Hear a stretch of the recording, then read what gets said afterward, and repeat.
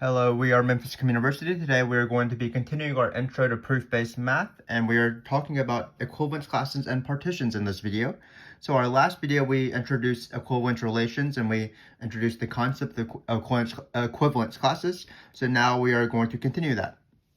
So before we start and introduce partitions, we're going to start off with this proof right here. And basically what we're going to show is that if we have an equivalence relation, R is an equivalence relation, and you have these two elements A and B. Well, A and B are going to be in the same equivalence class, or the equivalence class of A is equal to the equivalence class of B, if and only if the relation holds AB. And of course, because this is an equivalence class, that means the relation would also hold BA. So this is an if and only if statement. It is going to be a little bit tricky, but let's just get started. So because it's an if and only if statement, we have to assume this and prove this, and we also have to assume this and prove this. Usually one of them is easier than the other. I think it's going to be this way, so let's start off with that. So here's our proof. We are going to assume that the equivalence class of A is equal to the equivalence class of B. So suppose A is equal to B. So what we need to do is we need to show that A or B holds. Well, that's not going to be too bad because basically any element in the set B, if we can prove that A is in this equivalence class of B, then by definition A or B holds, because the equivalence class of B is all the elements X in the set A where X are B, so it's all the elements that B has a relation with. So all we have to do is show that A is in this equivalence class, but that should be pretty easy because A will probably be in the equivalence class of A, and if A is in this equivalence class, that means it will be in this equivalence class by this assumption. So why is A in its own equivalence class? Well, that's because of the reflexive property. So by the reflexive property,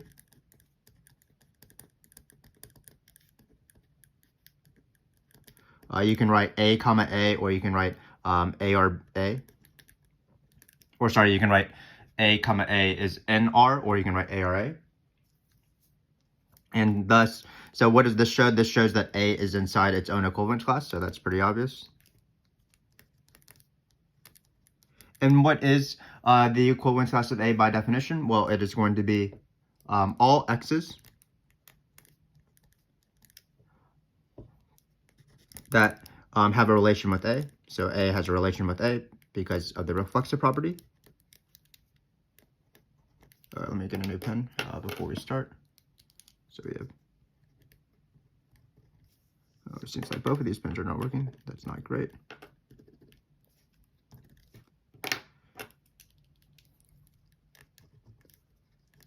Okay, so hopefully you can see that's a closed bracket. Again, sorry that the pen wasn't working there. So again, what is this set? This is A. This is also equal to, by the assumption, B. And what is B? Well, B is the same thing. It's all the X's in our set that have a relationship with B, or a relation with B. So X are B. So A is in this set right here, and that is the so A is in, sorry, let's just repeat what we said. So A is in its own equivalence class. Because the equivalence class of A is equal to the equivalence class of B, so A must be in the equivalence class of B. And what does it mean to be in the equivalence class of B? That means that A are B, which is what we want to prove. So thus, and thus, A are B. So that's the first half of the proof. Remember that we're doing an if and only if statement. So we assume this and prove this. So now we have to do the reverse. We have to take this guy, A or B, and then prove this, which will be a little bit harder. So let's have a little divider line. So let's move over. We're going to suppose this second statement, A or B, meaning that the relation holds on A, B. And then now we want to show that this equivalence class is equal to this equivalence class. Of course, what we would need to show is, because these are two sets, we've had proofs involving sets before, we need to show that this is a subset of this and this is a subset of this. So that's going to be our goal. So first, we're going to try to prove that the equivalence class of A is inside the equivalence class of B. So what we're going to do is we're going to take an arbitrary element in this equivalence class and show that it's in the equivalence class of B. So take any C, and we're probably going to use at some point symmetric and transitive. So take any C in this equivalence class right here. Then what does it mean to be in the equivalence class? Well, we'll rewrite the definition. The equivalence class is equal to all the elements in A, such that you have a relation with A. So that means that C are A, because C is in the equivalence class of A. But we also have A or B.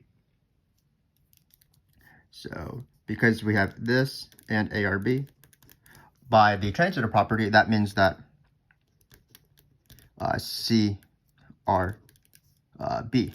So because we have the relation on CA, we have the relation on AB, we sort of can squish them together, so that means that C will have a relation with B. C having a relation with A having a relation with B, C has a relation with B. And this is by the transitive property. Because we have an equivalence relation, and equivalence relations are symmetric, reflexive, and transitive.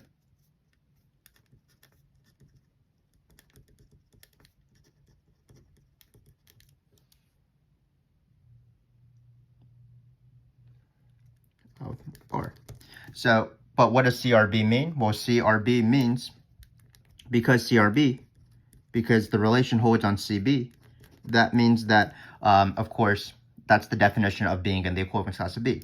So C is in the equivalence, is in the set XA, where X is in RB, and that's exactly what the definition of the equivalence class of B is. So what we have shown is that we have shown that this element C is in these, that any arbitrary element in the equivalence class of A is in the equivalence class of B. So how we have finished this proof, we've shown that any arbitrary element is in the, equivalence class of A is in the, sorry, let me repeat myself. So any arbitrary element in the equivalence class of A is in the equivalence class of B, which means that the equivalence class of A is a subset of the equivalence class of B. So hopefully you're sort of getting the idea of how this works. We're still proving things with subsets, so we're proving one thing is a subset of the other, and we take an arbitrary element and prove that it is in the other, the larger element, as we've done before. So now we have to do the reverse, but the reverse is going to be very similar. Basically, we're just going to be switching some letters around because it will be almost symmetric in terms of the proof. So let's just rewrite it. So now we want to prove that, still supposing that A are B, now we're trying to prove that B, the equivalence class of B is a subset of the equivalence class of A, so that we can show that these two equivalence classes are equal because they're sets. So what we're going to do is we're going to do the same thing, except the reverse. We're going to take an arbitrary element. We're going to call it C and B. And what is the equivalence class of B? That's all the elements in the set that have a relation with B. So we know that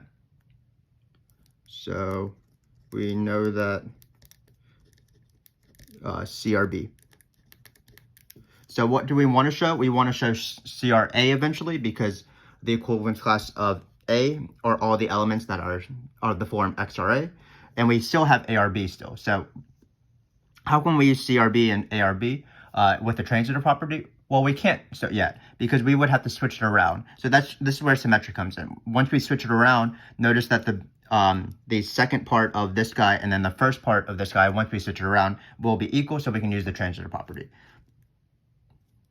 So we know that CRB and BRA, because of the symmetric property, because ARB and the relation is symmetric.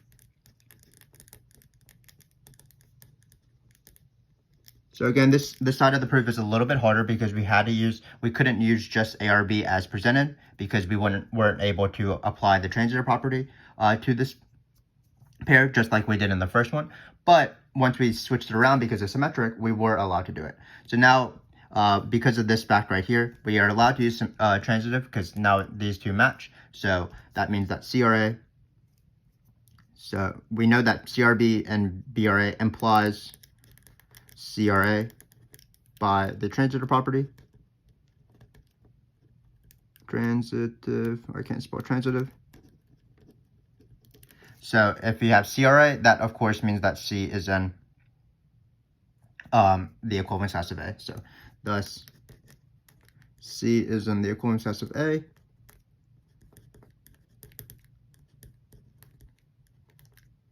Which is equal to, and that's all she wrote, because once you've shown that C is an equivalence class of A, we took an arbitrary element in the equivalence class of B, showed that it's going to be an element of A, or the equivalence class of A. So that means that the equivalence class of B is a subset of the equivalence class of A.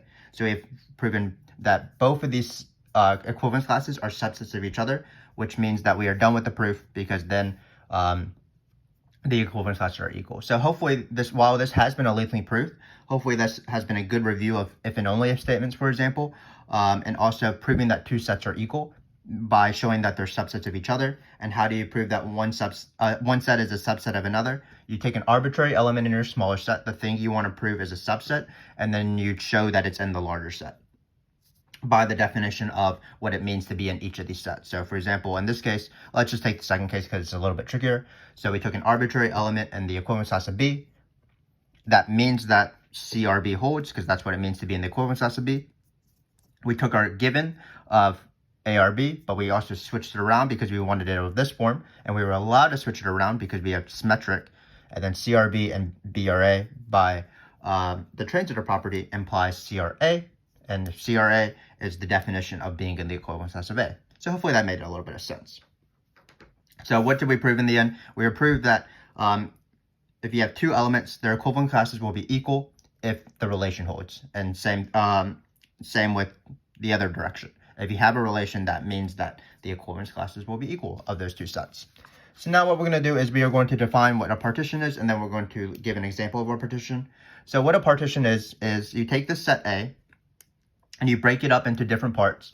The important thing is that once you break it up, at least every single element will be in exactly one of the subsets, which means that this can be expressed in two different steps.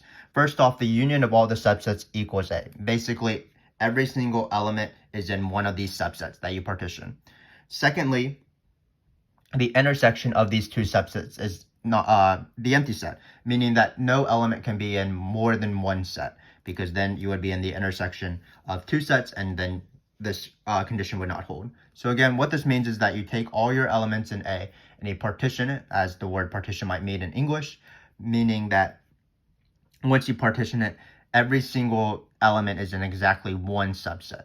The subsets contain all the elements, but they don't share any elements amongst themselves. So as an example, let's just list out the partitions of the set A equals X, Y, Z. So for example, the first partition could just be where you don't really partition at all. You just have one big set, X, Y, Z. So this is the sort of the examples. We can write P. Another partition could be, sorry, my pen is dying again. So another partition could be just taking all the sets one by one. So you partition it into three subsets where each of them contains only one of the elements. So that's going to be X, Y, and Z. So that's one of the partitions. And then the last three partitions are you have one element in one set, and then you have the other two in another set. So that's going to be, for example, you have X by itself, Y and Z, and then you have sort of the same thing, but sort of switching the combinations. So you have Y by itself, and then you have XZ. Sorry, my curly braces are getting really bad, but this is how it works sometimes. And then we have the last one is Z by itself. And as my pen is dying, or maybe I'm just not writing correctly. So that's it. So let's just take one of these partitions and examine why it's a partition. Well, we have these three elements, and notice that this partition consists of two sets. One of them contains X and one of them contains YZ. Notice that it fulfills the requirements of a partition, because if you take your elements X, Y, Z, X, Y, Z, each of these elements is in at least one of the sets. So for example, X is in this one, Y and Z is in this one. Also, these two sets do not share any common elements. So there's the intersection between these two sets is the empty set. So that's why this is a partition. So hopefully you understand what partitions are. They're sort of inherently understandable. You take your set, if you view your set sort of as a circle with dots as the elements, you're just sort of dividing them and fencing them off from each other, where every element will eventually be in one of those subsets, one of those fenced off areas, and also one of the fenced off areas don't share any common elements. So what's the relationship between equivalence class and partitions? Well, this is what we're going to prove at the very end. So basically what happens is if you have an equivalence class, the equivalence class naturally forms a partition. And what is that partition? Well, it's the set of the equivalence classes. And similarly, if you have a partition and you define the relation, you can define a natural relation on using the partition. Basically, if the two elements are in the same set, that will be if it has the relation. And that relation is going to be an equivalence relation. So that's what we're going to try to prove here. So first off, we're going to try to prove this statement right here. Suppose that R is an equivalence relation on a set A. Again, what we're trying to prove is that the set of the equivalence classes form a partition of A. So what we need to do, well, we first need to show that this set of equivalence classes form a partition, and there's only two requirements of a partition. Basically, what the requirements are that these equivalence classes, the union of all these equivalence classes contain every single element, and also no equivalence classes have the same, or no equivalence classes have the same common element, meaning the intersection of these equivalence classes is the empty set. So first off, we need to write a way to write the union of the equivalence classes, because that's what we want to examine. So what I'm going to write is, we're first going to prove that the union of all these sets, all these equivalence classes, consists of all the elements of A. So that's the first requirement for a partition. So first off, so here's our proof. So we have this guy right here. We're going to take the union of every single element of the equivalence classes. So this is the union of the equivalence classes, and what we want to prove is that this is equal to A. So how do you prove that? Well, it's the same idea as the sort of on the first page. We have two sets. So what we need to do is we need to prove that these two sets are subsets of each other. So let's do that. So take any x inside the set right here. What we want to do is we want to show that this is a subset of this. So we're going to take an arbitrary element of this and show that it is an A. Well, if you're in the union of these equivalence classes, that means that then x is in one of these equivalence classes. So they're in the union of the equivalence classes. So x is in A for some A. But if, of course, if you're in the this equivalence class of A, well, what's the equivalence class of A? Equivalence class of A is all the elements of A, big A, such that the relation holds. But just what I said, it's elements of big A. Equivalence class are elements of the set. So then X is an A because the equivalence class is by definition a subset of A. So we have proven the first direction. We have proven that this union is a subset of the A because we've taken an arbitrary element and proven that it's in this. So thus, we have this. So now what we need to do is we need to do the reverse. We need to take X in A and then prove that it's in an equivalence class. So let's start. So we're going to do the reverse direction. So now take X and A. Well, what do we know about this? What we know is that X is in its own equivalence class because the relation is reflexive. So because X is in X, the equivalence class of X, it has to be that X is in one of these equivalence classes because X is in the equivalence class of itself. So thus, because this X is in this equivalence class for some A, mainly, what is the A? It's going to be X, because we know that X is in the equivalence class of itself. This is because R is reflexive for some X in A. So if you're in A, if X is in this equivalence class, that means that X is in the equivalence, the union of the equivalence classes, and we're done with this side of the proof. So thus, X is in the equivalence, the union of the equivalence classes, because it's in its own equivalence class. So it has to be in one equivalence class. And what does this prove? Well, this proves that the union is inside this set here. Thus, we have proven the other direction. A is a subset of this.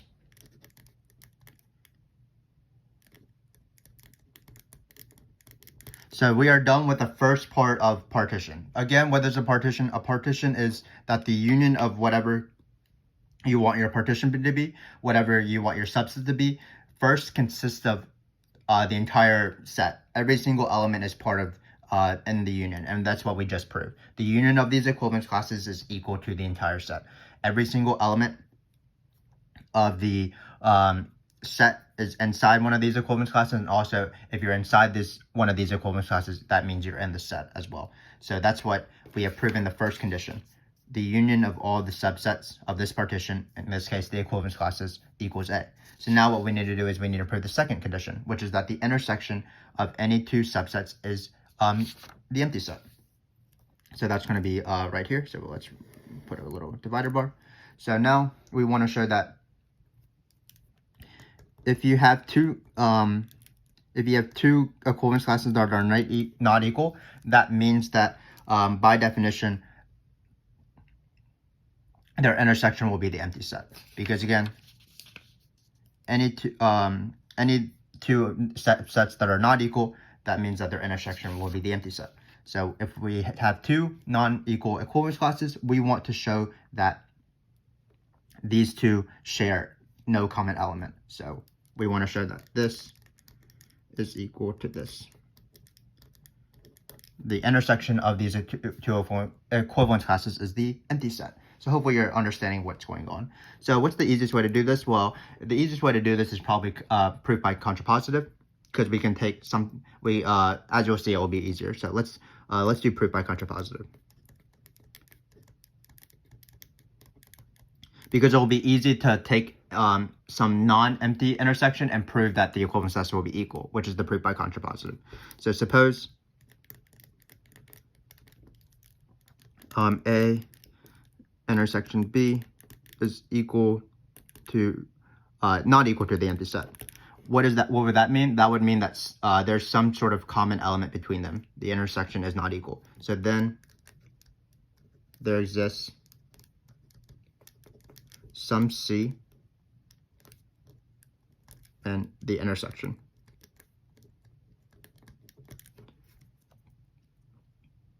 So C is in A and C is in B, because that's what it means to be in the intersection.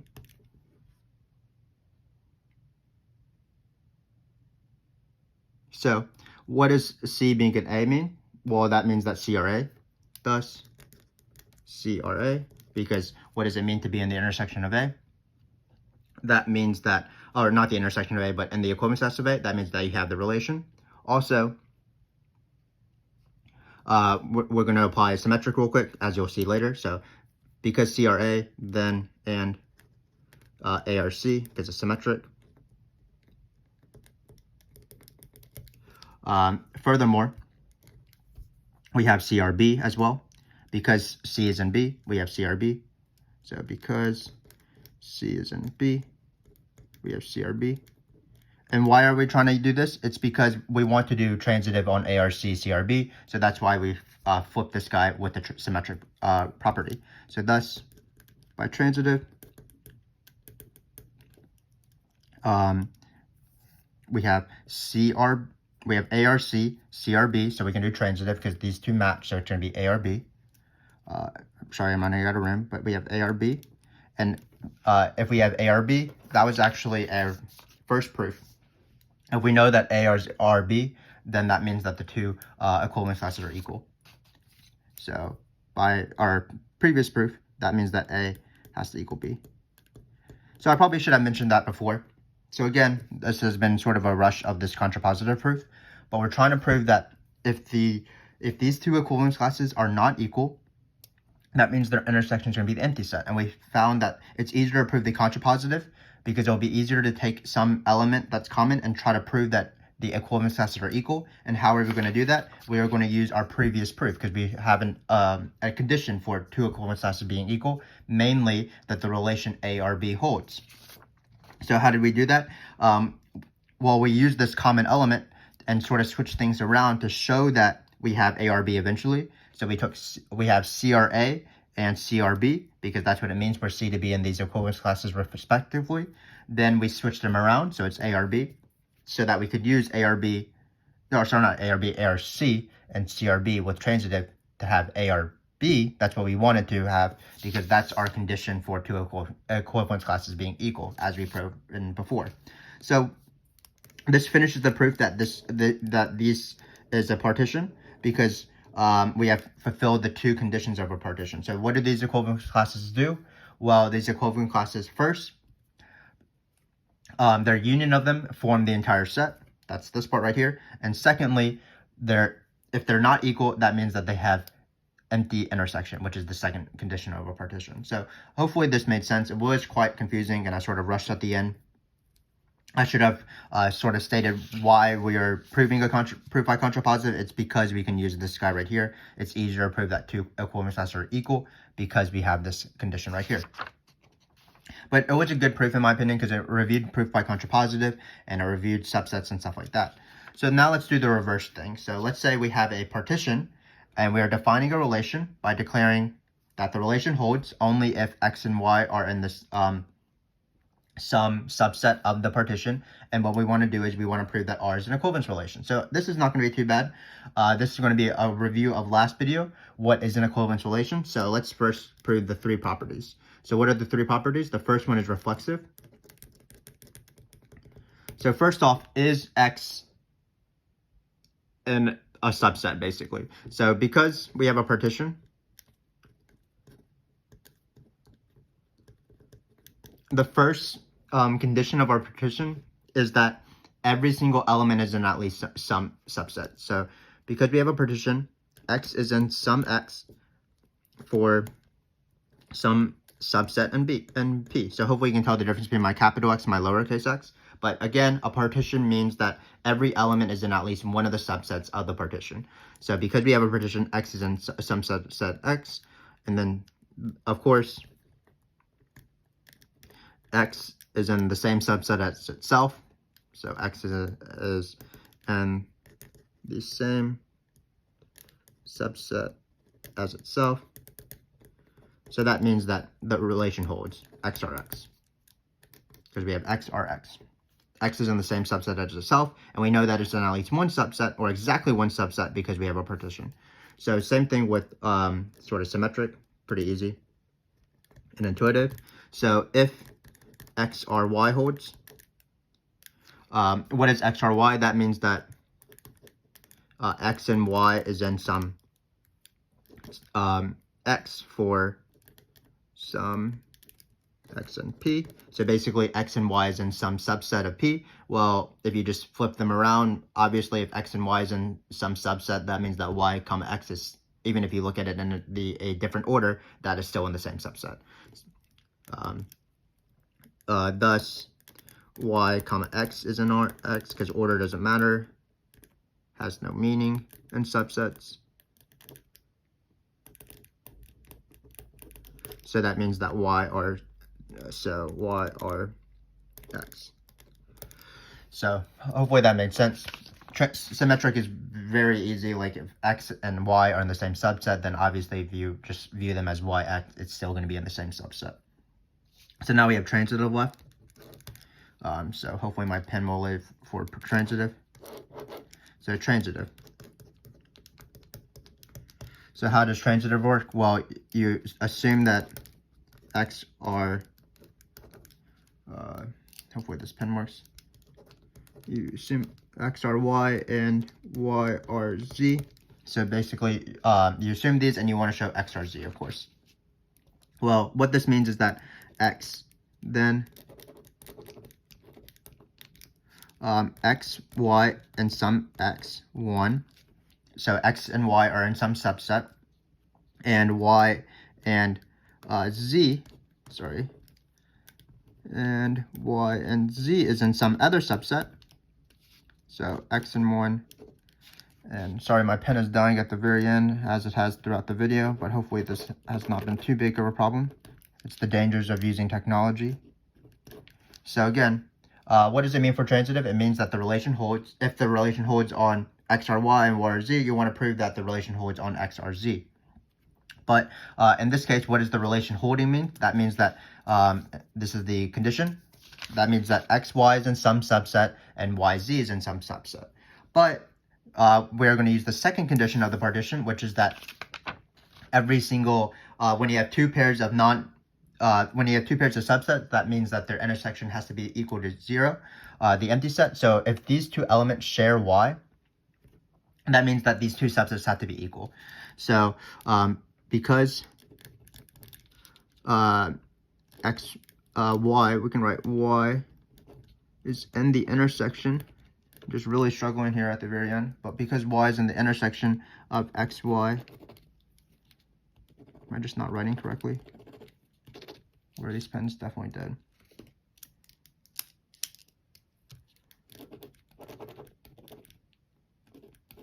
Yeah, so because y is in the intersection of x1, x2, and y is an element, that means that x1 has to equal x2. So we're almost done, but just really struggling here at the end. Hopefully you can forgive me, but hopefully you can read what this says. Because y is in the intersection of x1, x2, that means that x1 has to equal x2, because that's what it means to be in a partition. If you have a non-empty intersection, that means those two subsets have to be equal. So that means we're just going to verbally finish it off, that because of this pen issue, but that means that x and z are in the same subset, because x is in x1, z is in x2, but they're the same thing. So x and z are in the same subset, and if x and z are in the same subset, that means x are z, and we are done. So hopefully that made sense, even if we had pen issues throughout this video. It has been quite a lengthy video, but we were able to do some pretty good proofs, in my opinion, some more challenging proofs than usual. We were able to sort of review things like how to prove that one set is equal to a set by proving that they're subsets of each other. We were introduced with the concept of the partition, and we had a proof that involved proof by contrapositive and things like that. So hopefully you understand a little bit about equivalence classes and partitions. First thing is that if two equivalence classes are equal, that means that the relation holds. We introduced the concept of partitions, and you hopefully know the relationship between partitions and equivalence classes. Mainly that the equivalence classes form a partition naturally. The equivalence classes have an equivalence relation. And also, if you define a relation by the partition, that relation will be an equivalence relation. And we did the three sort of properties of an equivalence relation. So remember that the three important properties of an equivalence relation are reflexive, symmetric, and transitive. And then the two important properties of a partition is that every single element is in one of the subsets, and also the intersection of any two subsets is not the empty set. So if you want, you can say exactly every single element is in exactly one set. So hopefully this made sense. We'll have a quicker video next video, because we're going to be talking about the integers modulo n, which is the most famous example of equivalence classes. So be on the lookout for that. Thanks again for watching, and I hope to see you soon.